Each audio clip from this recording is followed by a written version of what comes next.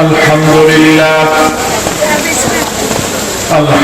لله نحمده ونستعينه ونستغفره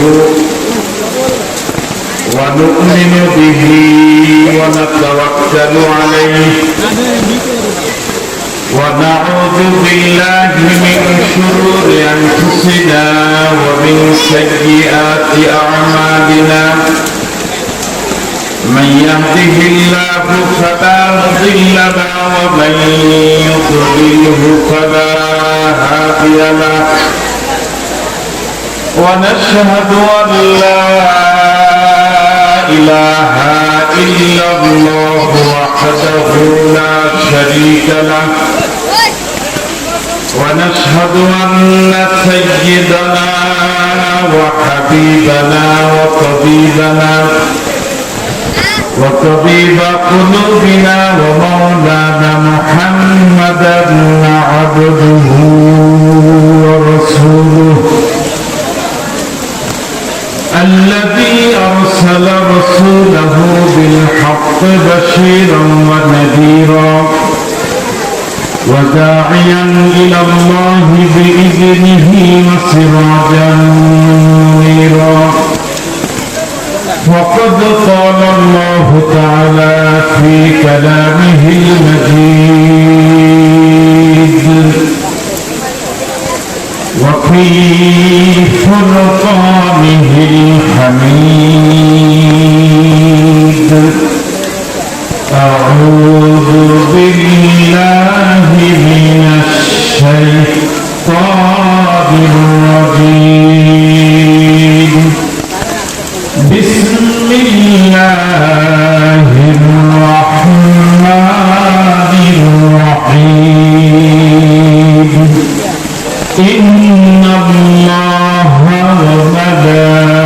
وملائكته يصلون على النبي يا أيها الذين آمنوا صلوا عليه وسلموا تسليما اللهم صل على محمد وعلى آل محمد كما صليت على إبراهيم وعلى آل إبراهيم إنك حميد مجيد اللهم بارك على محمد وعلى آل محمد كما باركت على إبراهيم وعلى آل إبراهيم إنك حميد مجيد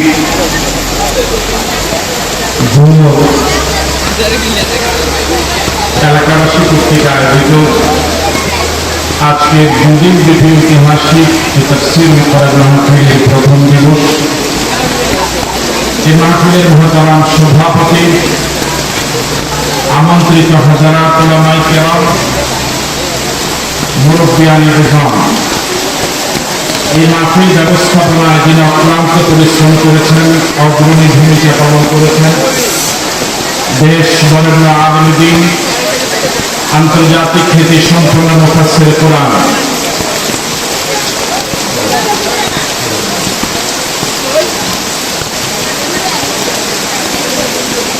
বন্ধুবর্গ আলহাজ হযরত মাওলানা মোল্লা নাজিমউদ্দিন সাহেব আমন্ত্রিত শ্রদ্ধাভাজন হাজারাত উলামায়ে কেরাম মুরব্বিয়ানে ইসলাম মাহফিল কমিটির সম্মানিত সদস্যবৃন্দ প্রিয় যুবক বন্ধুরা আজকের এই বৃষ্টি স্নাত দিনে এই মুষলধারে বৃষ্টির এই দিনেও কোরআন মাজিদ থেকে আলোচনা শোনার জন্য যারা আজকে পঙ্গপালের মতো ছুটে এসেছেন এই প্রচন্ড বৃষ্টির মাঝেও যারা ময়দানে দাঁড়িয়ে কথা শুনছেন আপনাদের সকলকে আন্তরিক অভিবাদন এবং সম্ভাষণ জানাচ্ছি।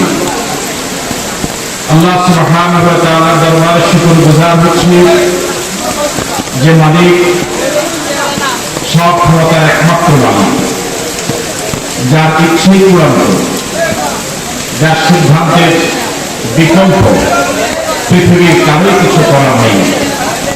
আমরা মালিকের প্রতি, তার সিদ্ধান্তের প্রতি আমরা সকলে সন্তুষ্ট চিত্তে সকলে তার দরবারে শুকরগুজার হচ্ছি। আমরা সকলে পড়ছি আলহামদুলিল্লাহ। আলহামদুলিল্লাহ। সব ক্ষমতার একমাত্র মালিককে আল্লাহ। আল্লাহ সুবহানাহু ওয়া তাআলার দরবারে শুকরগুজার হওয়ার পরে বিশ্ব নবীর প্রতি প্রাণ ভরে আবেগ ভরা কণ্ঠে দরুদ পড়ি, যিনি আমাদের প্রিয় নবী। সে নবীর প্রতি আমরা সকলে পড়ছি সাল্লাল্লাহু আলাইহি ওয়াসাল্লাম। শহাদায়ে কেরামদের আত্মার মাগফিরাত কামনা করছি, দ্বীনের জন্য যারা জীবন দিলেন পৃথিবীর বিভিন্ন অঞ্চলে বিভিন্ন সময়ে, বিশেষ করে ফিলিস্তিনের জমিনে যে সকল মাজলুম নারী, পুরুষ, শিশু, বৃদ্ধ, কিশোর জালেম ইহুদিদের বর্বরোচিত নৃশংস অমানবিক অবর্ণনীয় নির্যাতন, আল্লাহ রাব্বুল আলামিন তাদের সহ আমাদের সকলকে দ্বীনের জন্য কবুল করুন। আপনাদের সকলকে আন্তরিক মোবারকবাদ এবং ধন্যবাদ জানিয়ে আমরা সংক্ষিপ্ত পরিসরে কিছু কথা বলার জন্য চেষ্টা করছি ইনশাআল্লাহ। এই অঞ্চলের জন্য এই মাহফিলটি প্রথম আয়োজন। আজকের এই প্রথম আয়োজনে প্রচুর বৃষ্টির মাঝেও আপনারা এত অধিক সংখ্যক আল্লাহর বান্দা উপস্থিত হয়েছেন। আমার মন বলে এই দেশে ইনশাআল্লাহ কোরআনের রাজ কায়েম হবে ইনশাআল্লাহ। এত প্রচন্ড বৃষ্টি যাদেরকে ঘরে আবদ্ধ রাখতে পারেনি, এত মুষলধারে বৃষ্টি যাদেরকে ঘর থেকে কোরআনের ডাকে, কোরআনের আলোচনা শোনার জন্য ময়দানে নিয়ে এসেছে, ইনশাআল্লাহ আমার বিশ্বাস এই ময়দানে দ্বীন কায়েমের জন্য, কোরআনের রাজ কায়েম করার জন্য যদি ডাক আসে, এই যুবকরা ঘর থেকে ময়দানে বের হয়ে আসবে। সাহাবায়ে কেরাম রিদওয়ানুল্লাহি তাআলা আলাইহিম আজমাইন দ্বীনকে বিজয় করার জন্য তাদের বুকের তাজা রক্ত পৃথিবীর জমিনে ঢেলে দিয়েছিলেন বলেই দুনিয়ার মায়াকে উপেক্ষা করে জান্নাতে যাওয়ার আশাকে তারা প্রাধান্য দিয়েছেন বলেই আজ আমরা ইসলাম পেয়েছি। আপনাদের এই মাহফিলটা যেমন প্রথম, ইসলামের প্রথম যুদ্ধ ছিল বদরের ময়দান। আজকে আপনারা যে নজির স্থাপন করলেন, আমার বিশ্বাস বদরের মতো আপনারা ইনশাআল্লাহ একদিন বিজয় পতাকা উত্তোলন করবেন ইনশাআল্লাহ। বদরের ময়দানে রাসূল কারীম সাল্লাল্লাহু আলাইহি ওয়াসাল্লাম 313 জন সাহাবায়ে কেরামদেরকে নিয়ে রওনা হলেন। অধিকাংশ ছিলেন নিরস্ত্র। ইযহাব বিনা হাইসুমা আমারাকাল্লাহ, ইয়া রাসূলুল্লাহ আপনি আমাদেরকে নিয়ে চলুন যে জায়গায় আপনার যেতে মন চায়, আপনি আমাদেরকে নিয়ে চলুন যে জায়গায় যেতে আল্লাহ রাব্বুল আলামিন আপনাকে আদেশ দিয়েছেন। আমরা বনি ইসরাঈলদের মতো বলবো না। হযরত মুসা আলাইহিস সালাম যখন বনি ইসরাঈলকে যুদ্ধের ময়দানে যাওয়ার জন্য আহ্বান করেছিলেন, তারা বলেছিলেন ইযহাব আনতা ওয়া রাব্বুকা ফাকাতিলা ইন্না হাহুনা কাঈদুন। ও মুসা, জিহাদের ময়দানে আপনি যান, আপনার আল্লাহ যান, আপনার দুজন গিয়ে সেখানে জিহাদ করেন, আমরা যেতে পারবো না, আমরা নিজ নিজ ঘরে বসে থাকবো। আমরা কি বলি শুনুন, আমরা বলি ইযহাব আনতা রাব্বুকা ফাকাতিলা ইন্না মাআকুমা মুকাতিলুন। ইয়া রাসূলুল্লাহ আমরা আপনাকে প্রমিস করছি, কথা দিচ্ছি, ওয়াদা করছি, জিহাদের ময়দানে আপনি যান, বদরের ময়দানে এবং আপনার আল্লাহ যান। আমরা কথা দিচ্ছি যতক্ষণ আমাদের দেহে প্রাণ থাকবে ততক্ষণ আমরা আপনার সাথে আছি। আজকে ময়দানে যারা এসেছেন দ্বীন কায়েমের পথে, যতক্ষণ পর্যন্ত দেহে জীবন থাকে আমরা কি থাকতে পারবো ইনশাআল্লাহ? কারা কারা পারবো দুহাত তুলে দেখা।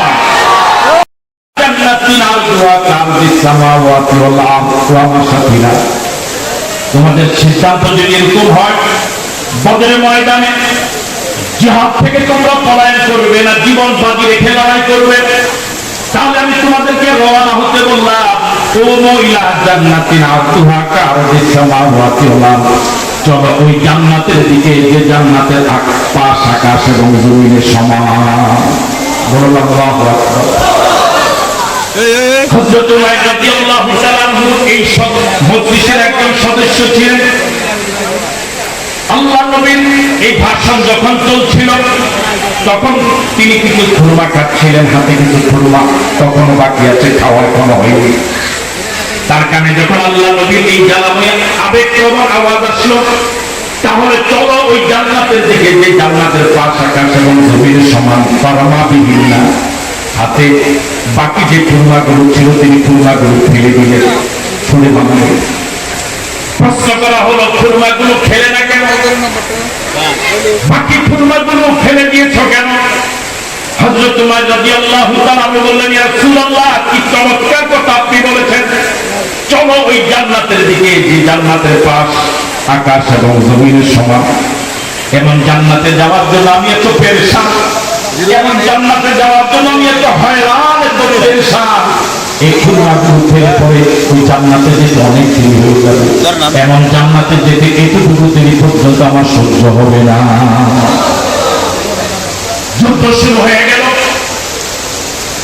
আমার ভাইরা, সুহাদায়ে বদর যারা, তাদের লাশগুলো বদরের প্রান্তরে সারি করে রাখা। যারা জিহাদের ময়দানে শহীদ হলেন বদরের প্রান্তরে, এর মাঝে হযরত উমর রাদিয়াল্লাহু তাআলা তিনি শাহাদাত বরণ করেছিলেন। সুহাদায়ে বদরের লাশ যখন সারিবদ্ধ করে মাঠে রাখা, সাহাবায়ে কেরাম আল্লাহর নবীকে একজন একজন করে পরিচয় করে দিচ্ছিলেন। হযরত উমর রাদিয়াল্লাহু তাআলা এর লাশ এর সামনে যখন আসলেন, সাহাবায়ে কেরাম আল্লাহর নবীকে এইভাবে পরিচয় করে দিলেন, ইয়া রাসূলুল্লাহ, এসে উমর, আপনার জান্নাতের শুভ সংবাদের কথা শুনে যে উমর হাতের বাকি খুরমাগুলো খাওয়ার সুযোগ পাইনি, ফিরে গিয়েছিল। আল্লাহর নবী উমর রাদিয়াল্লাহু তাআলা লাশের পাশে দাঁড়িয়ে বললেন, ইয়া উমর, আনতা মিন আহলিহা। ও উমর, তোমার জীবদ্দশায় আমি রাসূল তোমাকে যে জান্নাতের শুভ সংবাদ দিয়েছিলাম, তোমার লাশের পাশে দাঁড়িয়ে আমি রাসূল ঘোষণা করছি তুমি সেই জান্নাতের বাসিন্দা। আমরা কি সেই জান্নাতে যেতে চাই? তাহলে জীবন বাকি রেখে কোরআনের পথে হাঁটা লাগবে। রাজি আছে ইনশাআল্লাহ?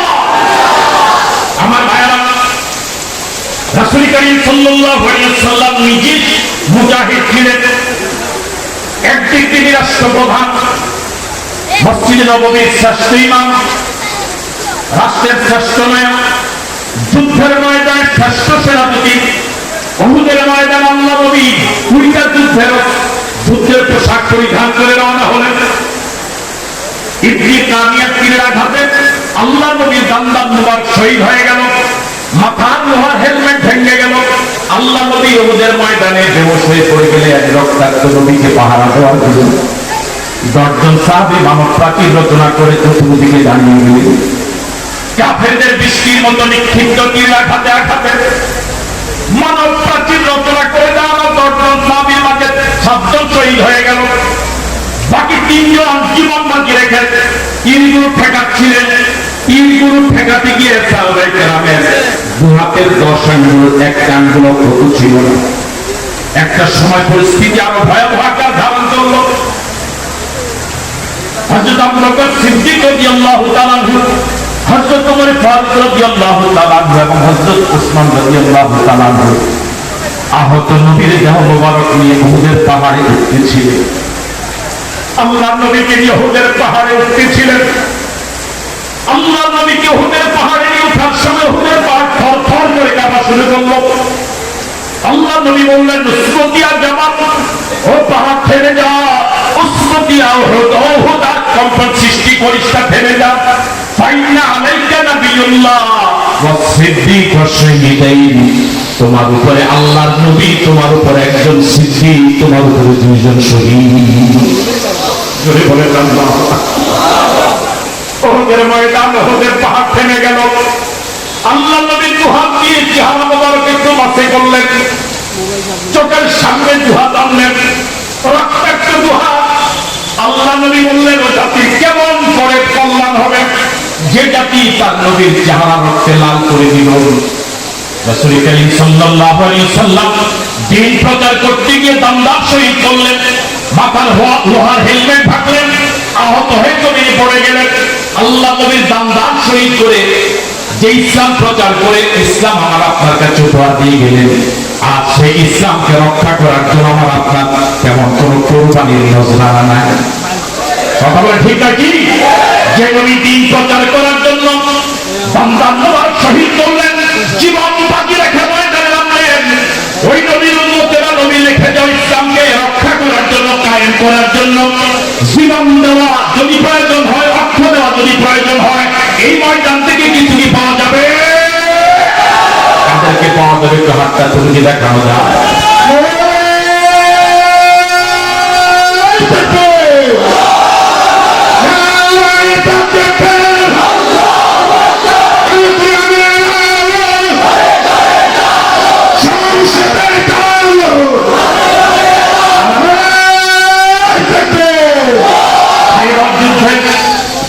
প্রতিদিন যুদ্ধ চলছে খাইবরের ময়দানে, কাঙ্ক্ষিত বিজয় ছিল না।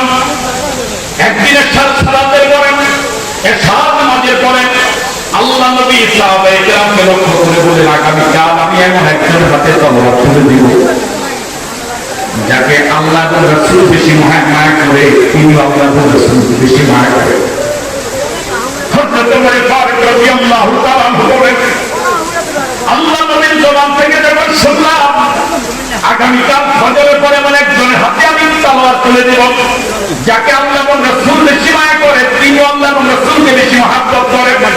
এই কথা শোনার পর থেকে ফজর পর্যন্ত আমার এত হয়রানি এবং পেরেশানিতে কেটেছে। ইসলাম কবুল করার পরে এমন কোন রাত এই পরিমাণ পেরেশানি তার যায় না। আমি চিন্তা করলাম, এই লোকটা না জানিছে যাকে আল্লাহ বেশি মায়া করে, নবীও বেশি মায়া করে, তিনি আল্লাহ এবং রাসূলকে বেশি মায়া করে, লোকটা না জানিছে। এই রাতটা আমার সারা রাত নির্ভুল কেটেছে, হয়রানিতে কেটেছে, পেরেশানিতে কেটেছে। ফজরের নামাজ সমাপ্ত করেন, আল্লাহ নবী সাহাবায়ে কেরামদের দিকে ফিরে বসলেন। আল্লাহ নবী সাহাবায়ে কেরামদেরকে প্রশ্ন করলেন, তোমাদের সকলকে তো দেখছি আমার আমি কোথায়? সাহাবায়ে কেরাম জবাব দিলেন, ইয়া রাসূলুল্লাহ, হযরত আলী রাদিয়াল্লাহু তাআলা আনহুর চোখ উঠেছে, জন্য তিনি জামাতে আসতে পারেননি। আল্লাহ নবী সাহাবায়ে কেরামকে বললেন, আলীকে তোমরা আমার কাছে নিয়ে আসো।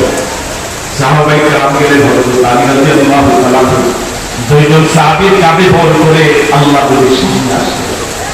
রাসূল কারীম সাল্লাল্লাহু আলাইহি ওয়াসাল্লাম তার নামা মুবারক আলী রাদিয়াল্লাহু তাআলা আনহু অসুস্থ চোখে একটু লাগিয়ে দিলেন। রাসূলের মুজিজায় আল্লাহ হযরত আলীর চোখ ভালো হয়ে গেল। আল্লাহু আকবার। এবার নবীর উম্মত হতে পেরে খুশি না বেজা? এখানে আওয়াজ দিয়ে বলেন আলহামদুলিল্লাহ। আরো জোরে বলুন আলহামদুলিল্লাহ। আরেকবার বলুন আলহামদুলিল্লাহ। আল্লাহ নবী মুহাম্মদুর রাসূলুল্লাহ সাল্লাল্লাহু আলাইহি ওয়াসাল্লাম আলী রাদিয়াল্লাহু তাআলা আনহুর হাতে জুলফিকার তুলে দিলেন। হযরত আলী রাদিয়াল্লাহু তাআলা আনহু যুদ্ধের ময়দানে চলে গেলেন। বিরোধীদের সেনাপতির নাম ছিল মুরাহাব।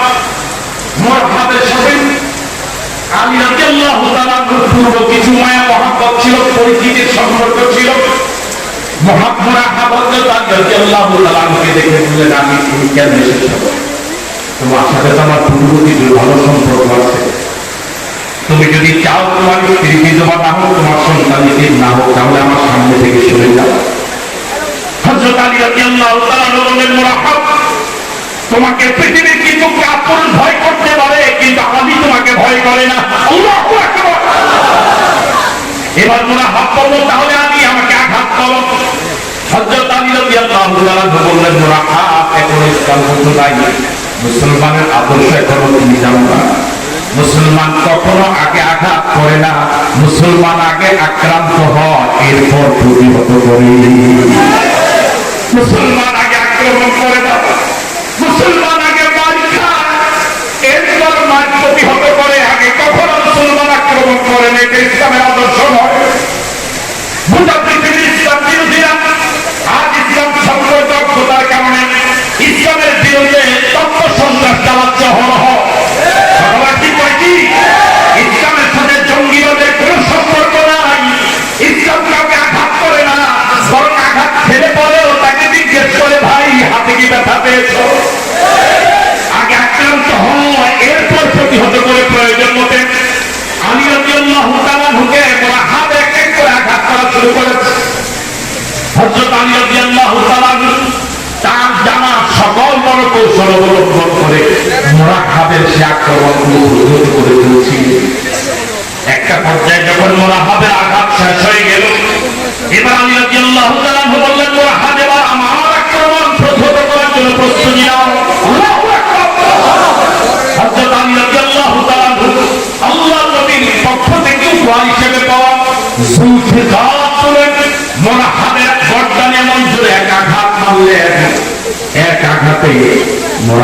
তাকে দুনিয়া থেকে বিদায় করে জাহান্নামে পাঠিয়ে দিল। এত জোরে জুলফিকার আঘাত করেছিলেন হযরত আলী রাদিয়াল্লাহু তাআলা। শুধু মুরাহাবকে আঘাত করে টুকরা করে নাই, তলোয়ারের একটা মুষ্টি পর্যন্ত মাটির ভিতরে ঢুকে গিয়েছে। যুদ্ধ সমাপ্তির পর আল্লাহ নবী হযরত আলীকে জিজ্ঞেস করলেন, আলী শুনতে পেলাম যুদ্ধ চলাকালীন সময় তোমার যুদ্ধের ঢালটা ভেঙে গিয়েছিল, তখন কি দিয়ে তুমি যুদ্ধ করেছ? হযরত আলী রাদিয়াল্লাহু তাআলা বললেন, ইয়া রাসূলুল্লাহ, যুদ্ধ চলাকালীন সময় যখন ঢালটা ভেঙে গিয়েছিল তখন কাবুস দুর্গের লোহার বিশাল গেটটা বাম হাতে দিয়ে ডান হাতে যুদ্ধ করেছিলাম। আল্লাহু আকবার। আল্লাহ নবী বলেন, আলী এটা কেমন করে সম্ভব হতে পারে? একজন মানুষ কাবুস দুর্গের বিশাল লোহার গেট বাম হাতে উত্তোলন করে ডান হাতে যুদ্ধ করে, এটা কেমন করে সম্ভব হতে পারে?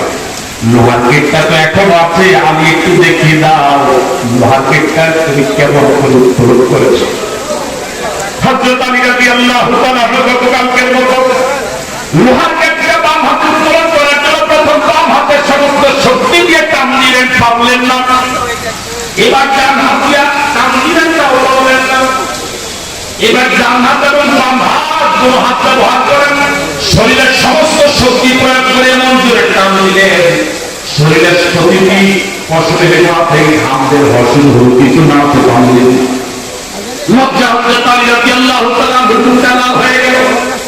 আল্লাহ নবী পিছন থেকে হযরত আলী রাদিয়াল্লাহু তাআলা পিঠে মৃদু হাতটা রেখে বললেন, আলী লজ্জা পেও না, গতকাল তুমি তোমার শক্তিতে লোহার গেটটা তুলে ধরো নাই, আল্লাহ রাব্বুল আলামিন তোমাকে শক্তি দিয়েছেন বলে তুমি উত্তোলন করতে পেরেছো। যদি আল্লাহ রাব্বুল আলামিন তোমাকে সেই শক্তিটা না দিতে, তুমি কখনো শক্তি দিয়ে উত্তোলন করতে পারতা না। ওয়া কানা হাক্কান আলাইনা নাসরুল মুমিনিন। দিন কায়েম করার জন্য যদি, জীবন দেওয়ার জন্য যদি মুজাহিদরা ময়দানে নেমে যায়, এই মুজাহিদদেরকে সাহায্য করা আল্লাহর দায়িত্ব হয়ে যায়। আমরা কি ইনশাআল্লাহ পারবো দিন কায়েমের জন্য জীবন দেওয়ার প্রস্তুতি নিতে? আল্লাহ কবুল করে বলি আমিন। আরো জোরে সরে বলি আমিন। সকলের কাছে কৃতজ্ঞতা প্রকাশ করি, সকল আয়োজককে ধন্যবাদ এবং মুবারকবাদ জানিয়ে এখনই যেহেতু মাগরিবের আযান হবে, আমার আলোচনা আমি শেষ করছি। আসসালামু আলাইকুম ওয়া রাহমাতুল্লাহি ওয়া বারাকাতুহু।